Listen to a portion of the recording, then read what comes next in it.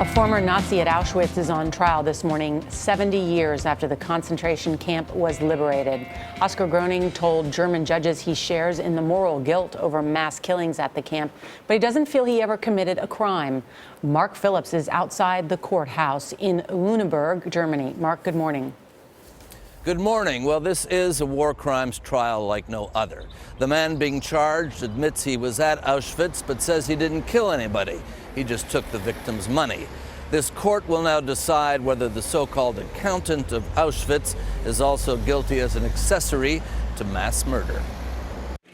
Today, Oskar Groening is a 93-year-old man with a dark past that has finally caught up with him. In the war, he was a member of the Nazi SS assigned to Auschwitz. Today, Hedy Baum, here on the right, is an 86-year-old woman who is finally getting her day in court. During the war, she was a Jewish teenager deported to Auschwitz, where both her parents were murdered. Now, in a German court, fate has brought Oskar Groening and Hedy Baum together again. He accused as an accessory to 300,000 murders. Men and women condemned to death. She as a witness to his crimes. I cried after my mom, and she heard me, turned around. Hedy was one of more than 400,000 Hungarian Jews deported to Auschwitz in 1944, and one of the small percentage chosen for work. Her parents were not. We just looked at each other, and she didn't say a word. Then I saw her turn and walk away, and I was ordered to go to the right, and I never saw her again. Oskar Groening was not one of those who decided who would die and who might live.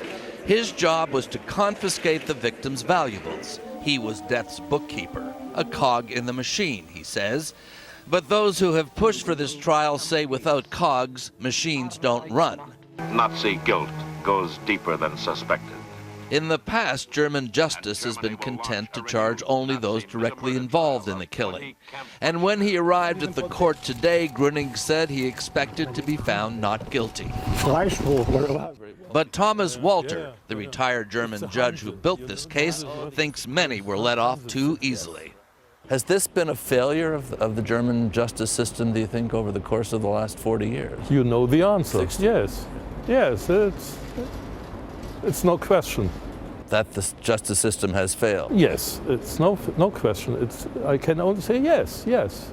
It's a big failure. There's an irony in this trial. The defendant has never denied that he was part of the Nazis' final solution, but he has denied his guilt. That self-serving fiction is what will now be tested at this trial. Gail? Boy, Mark Phillips reporting from Luneburg. It's always tough to hear those stories about what happened. You go to the left or go to the right.